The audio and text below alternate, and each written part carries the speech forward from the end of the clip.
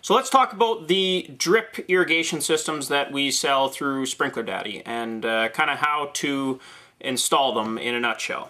Basically what you want to start with is your coming out of your valve, you're going to need a pressure regulator because you don't need as much pressure going out of the valve to the drip. So I've got a pressure regulator system right here. It's roughly put together. You should Teflon tape all these parts together so that you don't have any leaking. So basically this goes into your valve, this goes into your pipe, and then you take your pipe and you lay it through all the flower beds and shrubs that you want to water with your drip irrigation.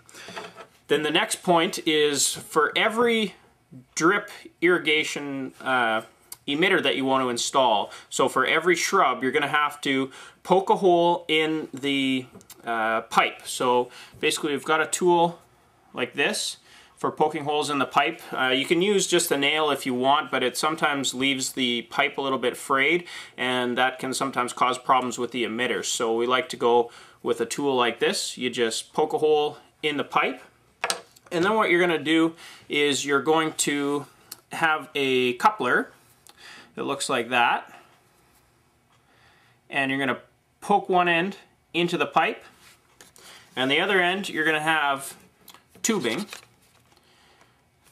drip irrigation tubing, and you're going to pop the other end of the coupler into the end of the tubing. So it'll look something like that, inserted all the way, of course. So, and then you're going to run about however much tubing you need to get to the base of the shrub, and you're going to insert a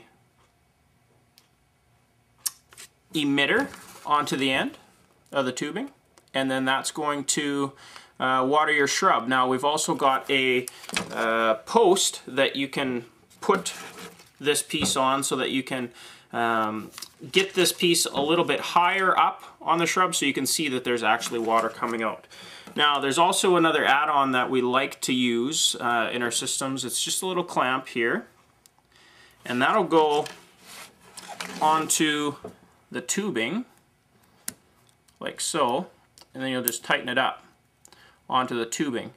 And basically what that does is in the warm weather, like really warm weather, the tubing tends to expand a little bit. So when the tubing expands, sometimes the emitter falls out, and then obviously that's not a good thing. So sometimes we like to use the clamps. That's your crash course into drip irrigation that we sell at Sprinkler Daddy.